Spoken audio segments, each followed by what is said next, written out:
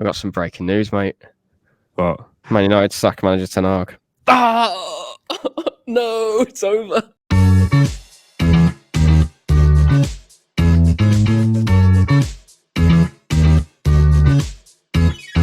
Hello and welcome back to the Claret and Blue podcast. I'm your host, Dan Rowlinson, joined by John Townley once again for some more Aston Villa chat. Before that, though, this podcast is sponsored by NordVPN, and there's an unbelievable discount code in the description down below where you can get 4 months for free on the 2-year plan. Today's episode probably a bit more chilled out than yesterday's Q&A in the sense of we're just going to have a conversation rather than here's a question, here's our answer, and kind of rigidity. Is that the word? Rigidness. Yeah, is that a word? I was going to say rigidity. Presuming so, yeah. Rigidity. I'm not sure about that one, but... No, well, the structure of a Q&A, this will be very different. This comes from a tweet I put out yesterday. It is a word. Nice. It is a word. See, I knew it. I put out a tweet on Sunday afternoon. Isn't football a funny game? I felt really disappointed on yesterday's result for Bournemouth, but we've actually moved up a place and gained points. And somebody corrected to me, it was actually points, not points, which fair enough. Gained a point on Spurs, Man United, brackets, lol, as if they'll challenge us, close brackets, Newcastle United, and maybe Arsenal-Liverpool ends in a draw too. I think it was 1-1 at the time. John, you messaged me after seeing that tweet saying, fair, but I'm not bothered about Arsenal-Liverpool because I'm not looking up at the table. I'm looking behind us a little bit. And this is where this podcast comes from, pretty much, that I kind of disagree in a sense. So just when you saw that, what were your thoughts, basically? Because that's why we're doing this episode. I've seen a lot of fans say that similar about like Liverpool and Arsenal, that match specifically about, we need that to be a draw or whatever. But I'm like, are we really going to kind of put that on ourselves already that, oh, God, I sound so negative, don't I? 2 minutes in when we're fourth in the league. Sorry, guys. No, I don't know. We thought about having this video as more of like a Villa 9 games in. Where are we now and where are our rivals essentially? What does the league look like? Because I predicted at the start of the season saying, Newcastle, they could finish fourth. Might backtrack on that, but we'll kind of get to it. My main point is that over the weekend, Tottenham played Palace away. They lost. That for me is a fantastic result for us. Chelsea beat Newcastle. Bad result for us, but Chelsea are at home. It is what it is. But in the Arsenal and Liverpool game, I really didn't care. I wanted Liverpool to win because I don't like Arsenal. But I don't think that result, we're kind of not, at the moment anyway, I don't think we should put ourselves in a position where we're implicated in it. And I get we're close to them in the table. And I saw people saying we're still fourth after game week 9. I just think, come on, there's a lot of game weeks to go yet. Like, a lot is going to change. If we're going to look at the table now and say we're fourth, happy days. It's been a good, we drew, but we're still fourth. Jesus, like we're going to be having kittens over the next weeks and months because it's such a long way to go. We saw that last season. Like, yeah, we stayed in the top 4 for most of it, but only until like February was that really apparent that, okay, we really do need Tottenham to drop points this week and stuff. But I think we are aware of who our rivals will be, is what I'm trying to say. For me anyway, Tottenham and Chelsea, I think those two are probably the most likely teams that are going to be around us. That could change in the space of 2 months or something. I don't know. Tottenham may sack Ange because they've lost every game. We don't know what's going to happen, but I just feel it's kind of put us on the same level as Arsenal and Liverpool. Arsenal went for the league last season. Liverpool look like title contenders. I just think we need to kind of not calm down a little bit because I'm not. Who the hell am I to tell anyone how to feel about the club? I'm not. But in my opinion, anyway, I'm still thinking, if we can gain points every now and again on Tottenham, great. Chelsea as well, fantastic. But I'm not looking at those teams, basically, Arsenal, Liverpool, City. I'm really not fussed about what they're doing. I think my expectations of the season's changed slightly. That I was thinking, this is one individual fixture. Like Newcastle, to me, felt like a challenger to the top 6, whereas I wasn't particularly convinced that Chelsea would be. So Newcastle losing at the weekend, oh, good. But they lost to Chelsea. Bad. I think with the Liverpool-Arsenal thing specifically, I think this is more of like a coping mechanism because we drew as well. And there's a tiny part of me that thinks, well, all those results kind of went our way. If only we'd won, we'd be so much better off for it, that's extra annoying. But I'm trying to kind of remain neutral in my emotions, not to get too high or get too low. So if we've got a point, a couple of others got a point, and some lost. Yes, Chelsea is the outlier there, but Man City obviously won. But again, I'm not bothered about them either because I think they obviously will be a title challenger. I think it's just a coping mechanism to think, okay, well, a game week has gone by. We didn't do as well as we wanted to, but we haven't lost anything. We've kind of kept where we were, and that's a good thing. I don't look at the Liverpool-Arsenal game as a draw as being a good thing because I think we're a title challenger, though we could be. I look at it as like, well, that's another team that we don't yet know where they're going to finish, where we've also not lost ground. I don't think Arsenal are a title challenger this year. I think Liverpool are. Maybe I'm not thinking of that as Liverpool, Arsenal. Okay, they've both dropped points as well. We've got to go for fourth. Maybe in a couple of months we're going, well, Arsenal aren't as good as we thought. There's an opening there for Villa to be third and cement themselves even higher, and that we're competing with Arsenal not for a title, but they're also their best ambitions that Arsenal can do this year is third, and we compete with them on that front. We're both on the same point still as another weekend has gone by, so as many teams around the top 6 that don't pick up points as well, that's a good thing, whether that's for title aspirations or even just top six aspirations. Yeah, no, that's absolutely fine. I was just more like, we're so early in the season still. I just feel, for example, I think I'm pretty strong on this. I think Chelsea are going to do well this season, and that's not what I thought before the season started, but they've impressed me quite a lot, and they have easily one of the best players in the league in Cole Palmer. So I believe that they'll be fine for the top 4. You know, who knows, maybe they could mount a title charge. Don't think so, but who knows? Still early. I just feel like Villa, I think Tottenham and Chelsea will be our main rivals for 4th or 5th, depending on how you want to look at it. Yeah. And I'll always hate watch Tottenham and Chelsea for that reason, because I think that they'll be in and around us. But last season I did that with Newcastle, and they fell off quite massively. Yeah. Man United as well. How many times did we think, if we beat them, or if this happens, that happens, we go 11 points clear? Oh, that's at least what I was thinking. But you, to be fair, were saying, well, they're not even close. Like they're never going to make it that distance. And I just have it in my head that United will somehow come good. I don't really believe that this season, at least in the Ten Hag. Maybe they get a new manager and they climb the league. We don't know that yet. But all these things can still happen. So while the season is still so early, I think we just need to concentrate on ourselves still. But yeah, mainly this is kind of just kind of taking stock of where we are. And for me, I think the next few games are going to be really important to kind of categorise where we are and where other teams are as well. For example, Chelsea, if I quickly whack up their fixtures. I've got them. I want to ask you something very specific about the fixtures. Obviously, we play Spurs this coming weekend away on the Sunday in the 2 o'clock kickoff. Man United host Chelsea in the 4:30. Now, it's pretty obvious. We're, as mad as it is, we're rooting for Man United there, aren't we? We'd rather Chelsea drop points. I mean, again, part of me maybe thinks, is a draw the best result, just in case Man United? But come on, let's face it, I don't think they're a threat to us at all. The following weekend, this is the one I wanted to ask about.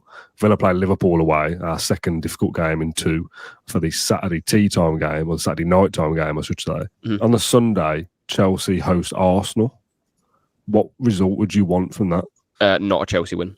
Anything but. So if they draw, okay. And if they lose, I'm okay with that. I just feel like Arsenal have shown it's so difficult to compete for a Premier League title. And I know we all know that, but we felt like we were, knocking about, and we got in a few injuries, and then Arsenal finished a lot higher than we did. And for 2 years now, they've been title contenders. I just think there's something in that team. Like Emery said a few weeks ago, we want to get to a level where we can be that team who consistently just are winning. And yes, I lost to Bournemouth, but Arsenal will, I'm sure, be in the top 3 at the end of the season. I just think they've got enough there. And that's just how I feel about it anyway. I'm not so sure on Arsenal. I don't know. Maybe I've got a bias against Arsenal because I don't like them, and I've been very clear on that on the podcast before. But they didn't get any significant injuries last year. Or put it this way, they've already had suspensions this year. They will get injuries. They have got injuries. And I don't think they'll handle adversity as well as we did last year. I don't think it's a guarantee that Arsenal will just be in the top 3. Possibly not, but they have the best 2 centre-backs in the division, and they have Odegaard to come back and stuff like that. But this is going to be an Arsenal podcast, but I just feel like we know, or put it this way, here's my positive take. I think we are definitely capable of competing for Champions League football now, and this season. Before it, I was kind of questioning, what does this mean? What does Champions League mean for us? We have more games in the Champions League. Louise is gone. How do we cope with that? Is Watkins going to fire 19 goals again? Durant is obviously going to help out with that as well. No, I'm convinced that we can definitely compete for the top 5, which by the coefficient this season, I know I said it last year, but it's looking even healthier this season. It genuinely is, because we don't have 2 bad teams. We only have 1 in Man United, and even they should qualify for the knockouts, really. No one comes down from the Champions League, so Tottenham should be going relatively far. we look like we've at least qualified for the knockouts, hopefully the top 8 if we continue to play well. Liverpool will do well, City will do well, and Arsenal should do relatively well as well.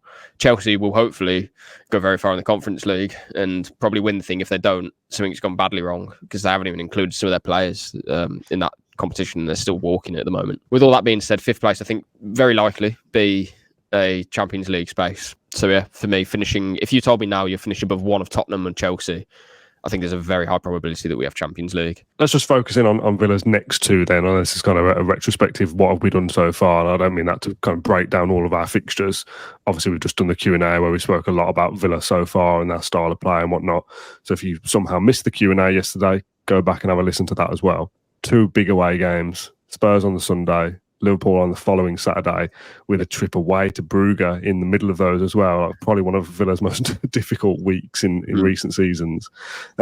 This is not a prediction that we're going to win the next 2 games, but something that made me chuckle on social media was after drawing to Bournemouth last year, we went on to beat Man City and Arsenal in the 2 consecutive games. So maybe that's what we're set up for now. A disappointing draw. Well, yeah, it was a good draw last year. A disappointing draw to Bournemouth means we'll go on and beat Spurs and Liverpool, which would be incredible considering both were away, whereas last year both those games were at home. But that will be an incredibly difficult week. Before we get into the nitty-gritty of what that looks like, points total, what do you want to kind of keep our satisfaction going, and what do you expect? I always play minimal here, and I always get told off for not realising that we're actually a good team. But like we saw against Bournemouth, you can't win every game, and we will take setbacks every now and again. Can I include the Champions League game as well? So the Champions League game I want to win. I'm just disappointed not to beat Bruges, even though we've done well, we've started well. I've said before, got 2 really difficult away games against Leipzig and Monaco to come up soon. Juve at home. You know, hopefully that's a game where we can really attack, knowing that we've beaten Bruges and we can nearly qualify for the top 8. So Bruges, I'd be disappointed not to win that game. But the 2 Premier League games, I'm not saying I would take a point, but we really can't be angry if we only draw to Tottenham. You take 1 point? No, I'm saying I wouldn't take it, but equally I wouldn't be angry if we only get 1. Because Tottenham are a rival for top 5, in my opinion. Liverpool are a title challenger. If we lose away against a title challenger, is that a bad thing? Are we all of a sudden falling off out of form? We're not. So if we lose, okay, we can't then do a post-match podcast and say, oh, what are we doing? You know, what's going on? What does this mean for the season? It just means, no, you lost to a very good side away from home. You can beat them at home, like we did against City. But Tottenham away, yeah, I think we can win the game. Absolutely. I wouldn't take a point because I know we can beat them. But equally, if we draw away against our rival, that's a worse result, for Tottenham than what it is for us, which over the course of the season is a good thing because we get to play them at home. We need to beat them at home, but we have the advantage then. So again, I just feel like we have to kind of not temper expectations because, again, we did really well last season. We beat City at home, we beat Arsenal at home. We could beat anyone. I know all of this. But I'm just saying, like, no one is going to... We shouldn't be losing sleep if we don't beat Spurs and we draw. If we lose, yeah, that's a frustration. Equally, if we beat them at home, they haven't gained ground on us over the head-to-head. So, yeah, that's kind of my headspace at the moment. When it gets to February and it's the kind of nitty-gritty, that's when you got to go into these places and winning and getting really good results like we have, like away against Fulham. Instead of me saying a point wouldn't be a bad result, which I stand by that. I don't think it would have been. But then if it's in February or March, that's really then when you got to kind of press ahead and think, okay, you've just got to win these games now because this is where it's kind of the business end. But at the moment, I'm satisfied with what we've done. 2 really difficult games coming up. Spurs beat us 4-0 at Villa Park. And I must say this as well. They were without some pretty key players against us at home last season. That was a very depleted Tottenham side. They had Lo Celso, who they don't have now. They played Bentancur and then he was injured, had to come off. So there's a lot that went against him in that game. Again, just being honest. So, yeah, I wouldn't take a point if you offered it me. However, if we do draw to Tottenham, that's a worse result for them than it is for us. And they are, I do still believe, a competitor for top 5. Yeah, I completely agree with everything that you said so far. I just think with looking at games in little pairs, and obviously, eventually Spurs and Liverpool becomes a pair, but I kind of always do like the previous one and the one before it and the previous one and the one after it. So like Fulham and Bournemouth is a good 4 points. You'd probably have thought it'd be a a point at Fulham and you beat Bournemouth, but it's still the same outcome, then I kind of move the needle further forward and go, well, a point at Bournemouth at home, I want that to be another 4 points from those two. So that means having to beat Spurs to match the kind of expectation I want. 4 points from every couple of games, but I'm not saying it's a must win, and if we don't, it's going to be the end of the world, because that's just not the case on the 10th game of a 38 game season. But it's against somebody that is going for what you're going for, so you don't want to lose. So I would take a point in that sense, but I think winning it is just a sign of just like, okay, we are proper, we are like a proper team that just goes and does their business. And then I would assess Liverpool based off what happened with Spurs. If we won that, you'd kind of think, okay, well, if we only get a point at Anfield or we lose, well, that's a 3 game points over two difficult games. If we don't get anything against Spurs, there's then this weird pressure. And again, not that we have to go to Anfield and win, because they're better than Spurs. They're a title challenger. Again, nothing is read into that. But just that thing of, well, it's only a point against Bournemouth. We've lost to Spurs. Now we've got Liverpool. Then it's an international break. And you just need that bit of momentum and that bit of kind of just something about you that goes, no, you are still good. Yeah, I understand that. But I think it's a very fine line between being like, oh, we haven't done well here at all, to being like, oh my God, like, wow, we've gone to Spurs and won. And that's exactly how I'll feel.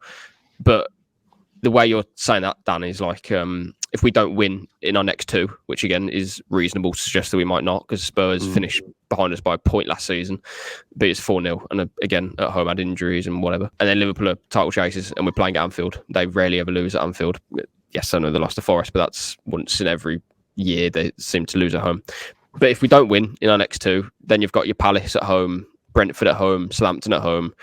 Those are the games that you basically need to be taking max points from.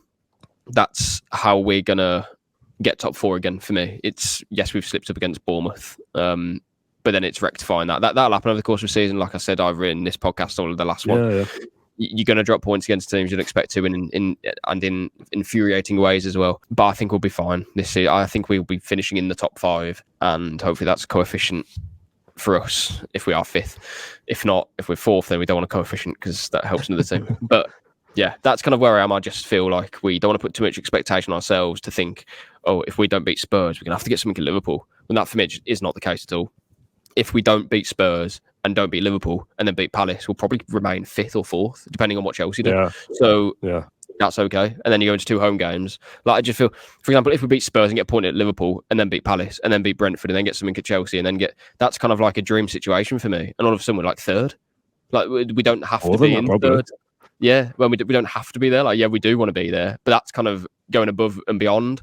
So I feel like it's a fine line between us thinking like, oh, if we don't beat Spurs and Liverpool, then we've messed up here in the last 3 games. What are we going to do? We have to change the team. We have to do this and that.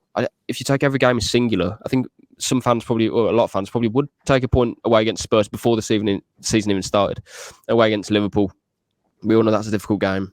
So yeah, it's kind of removing that. How do I say, like kind of knee-jerk reaction almost, even before the match starts, is what I'm trying to do. Also, what we started this podcast with, that tweet of like, well, if we've done bad, as long as the other teams have done bad as well, like, nothing's really mattered. Obviously, the Spurs one is a direct thing. If we do bad there, they've done good because it's in the same game.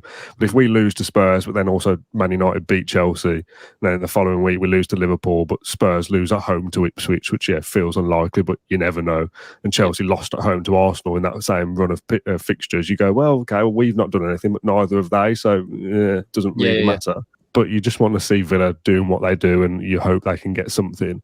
I don't want this to turn too much into a Spurs preview, because obviously we'll do that at the back end of the week. But we touched on it in the Q&A that we played better generally against the good sides anyway. So that probably plays into our hands a touch, that we're kind of going, oh, Spurs, Liverpool, it's difficult. And they are. But in a roundabout way, you kind of think, well, I'd rather play against someone who's going to play against us, and we will have our moments. And if we take them, we could win the game. Whereas a game where a team's just going to come and shut up shop, I find that more difficult to reconcile with, because if you don't win as well, it's like, oh, well, we should have. But they're the more difficult games sometimes, because Villa play well against the good sides. We have changed tactically, new players, new positions for different players as well. It was never going to be easy just to beat Everton, Wolves back to back, and then beat Bournemouth as well. beat an Ipswich side, beat Man United after Bayern. Like it was every game's going to be difficult. I know I kind of get mocked about that a little bit. That's a tricky game, yeah, and we've kind of proven that we haven't blown anyone away yet, and it's rare that anyone does that at all, apart from those top sides which we aspire to be. So yeah, we've just got to take every kind of game as it comes. So far, I have changed my expectation of the season. Now I think that we definitely can get Champions League, and if we don't, again, depending on what the next few months hold, I'll assess how I feel about it afterwards. But as we sit here 9 games in, I think we're better than Tottenham. I think Chelsea are as good as us, put it that way. Arsenal, we'll wait and see on them, essentially. How will they cope as the season goes on? For me, Liverpool and City are probably the two kind of nailed on. I just said Liverpool aren't nailed on title contenders, but they're there. Newcastle as well. Don't know exactly what's going on there, but we are still so early. I think they're like, I don't know, 7 points or something around there away from us, which is really not insurmountable, especially because we have 2 tricky away games. I think they do have Arsenal next. But yeah, over the course of the season, this is going to fluctuate. But as long as we're in and around 4th and 5th as the season goes on, I think we'll be fine. I saw a tweet. I don't have it in front of me, but this is where I kind of want to end this little episode on. And it was like the average positions of the teams we've played so far. And I don't know whether it includes Arsenal or not, because I said I don't have it in front of me. But the number was 13th place is the average opponent that we've played against this season. Yeah, it's kind of this argument that Villa haven't really played anyone yet, and we've also said, and we've said on other podcasts, like, but we haven't really got going either. So there's this weird kind of thing about, well, Villa haven't really had a massive challenge yet. We've played well and we've scored good goals. The Bologna game, parts of Bournemouth, really good. Obviously, Villa have been good to be where they have been, but Villa haven't really got going. They've not really played anyone. They've not really had any challenges. What happens when we have those challenges, i.e. the next 2? But there's still this element for me that, well, one, that's the sign of a good team if you're still picking up points if you're not playing particularly well. Yeah. Also, you've only got to deal with what's in front of you, and it's not Villa's fault that they've played teams near the bottom at the start of the season. It's just how it is. No, I don't buy the whole kind of easiest start, worst start. I think you probably aim at Liverpool a little bit because they really did have quite a good start. But again, they've still beat everybody. What are they supposed to do? Yeah, there's a gulf there. And they have superstars in their team. We don't have superstars. We have... I say we don't. Maybe Ollie Watkins is a superstar. Maybe Edge contract. But as in, they have arguably the best right winger in the world football. Like they're going to... they can win those games better than we can. I don't know how to explain that, but you know what I mean? I think you've got like the top... I think you've got the top 2 or 3 that we've spoken about: Liverpool, Man City, potentially Arsenal, and the bottom 3. Who actually I don't even know who it is at the moment, but Southampton, Palace, Wolves, those kind of teams that have yet to win a game, whatever. Those ones. Anyone else from 16th up to 4th can pretty much beat any of the others on any given day, I think. Absolutely. And it makes that the team that's in 12th or the team that's in 8th, they're not bad. It's quite a competitive league apart from the very bottom and the very top. Yeah, so and that's why Villa have only played the 13th team on average. Well, the 13th team in the Premier League's probably all right. Palace beat Spurs, and that was the first win. It was going to come at some point, and it randomly comes against the side who finished 5th last season. Like, you know, it's that's going to happen in this season. And I also think, as you said, Dan, we seem to rise to the occasion to playing better sides. It actually suits us. If we can absorb pressure, hit teams on the counter-attack, we have real pace in the side. We have players who can carry the ball. We have quality, obviously, physicality in the middle of the park as well, players who can really play. So we are not a team that Liverpool are going to enjoy playing against. We're certainly not a side that Tottenham will enjoy playing against either. But they'll feel like they have a point to prove against us because of last season. So, I'm looking forward to those 2 matches and to see where we are. And that's kind of why, again, I'm like, if we lose one and draw one, okay, we'll see how we play. If we get battered in both matches and nab a point against Spurs, it might feel even better. But I actually want to see performances over results, weirdly, at this point of this season. I know they're against arguably direct competitors, but performances is what is going to breed consistency over the course of the season, which is what is going to get us the points we need to get Champions League. So we can scab a point against Spurs or even win the match. Great, happy days. But I'll still be coming on the podcast 2 weeks later and saying, I don't think we played particularly well against Spurs, though. And I'll be happy to say that because we know that performances is what is going to get us there. Luckily is the wrong word. I'm glad at the start of this season, I feel better than what I did a few weeks ago when I came on here and I said, I don't think we actually played too well yet. And that is a bit worrying for me because we've got over the line against Wolves and Everton, which is good because at the start of the season we were never going to be perfect. And weirdly, I was happy with the performance against Bournemouth, and I was kind of more infused that actually, yeah, we didn't win the game, and it was like, sloppy error at the end, that sort of stuff. But I'm happy with where we are, and we're going to drop points. We all know that we're never going to win every game. It's not going to happen. But I'm happy that we are. We appear to have improved a bit, which we have a very good team already. Improving a little bit goes a long way. And I'm content. Champions League proved that as well. We can compete on the fronts at the moment. And again, said it before, if we get knocked out in the Champions League in February, March, something like that, hopefully we don't. Hopefully we win the thing. But if we do, we have 2 months then of solid, Saturday to Saturday, Unai Emery, Monday to Friday, team talks, meetings. Nobody is safe kind of thing. So I'm really happy with where we're at the start of the season. It's just over the next few weeks. We also have Chelsea away coming up too. That's going to really teach us a lot. And I'm glad that that's happening, basically. If we don't get the points that we want and we don't win 3 games in a row, which I don't think we will, that's fine. Like, we're at the start of the season still. We're going to grow as a team, and that's the important bit. This isn't nowhere near the final product for Villa. Interestingly enough, we play Spurs at home, penultimate match, then Man United away. So that's going to be interesting in itself. But I'm happy with where we are. Yeah, me too. And it's exciting to see what Villa may become of, even in the next couple of weeks, never mind the remainder of the season. John, thank you for joining me on this little bonus episode of the Claret and Blue podcast. As we said off air or in the episode, I can't remember. I got some breaking news, mate. What? Man United sack manager Ten Hag. No, it's over. That was one of the only positives of our draw against them, that it kept him in the job for a little bit longer. That honestly, when West Ham, when they scored, I was like, I want United to win this game, if anything, just to keep him there. Oh, what a way to end the podcast. No, well, what a strange ending to a podcast. John, thank you for joining me. What I was about to say is that we were going to do this conversation in the Q&A before we started answering the questions, and felt like we'd go on and on, which we have, enough to fill its own episode, that if people click on a Q&A and me and John are just going, well, we're pretty good, aren't we? But, see what happens. It's a weird video, so we wanted to separate it, and we've done half an hour. The Q&A was over an hour as well, and that would have been a big old meaty episode on Monday. Thank you for watching or listening to this episode of the Claret and Blue podcast. If you made it all the way to the end, if you can scroll down on the YouTube comments and leave a comment saying rubbish Man United, we'll know that you consumed the whole of this episode and got to the breaking news at the end of it, and our live reaction to Ten Hag being sacked. Who'd have thought that would happen on an Aston Villa podcast? We'll be back late on Wednesday evening for the post-match show for Crystal Palace. If you missed the Q&A, go back and watch it. If you missed the Villa Social, go back and watch that as well, and we'll see you Wednesday.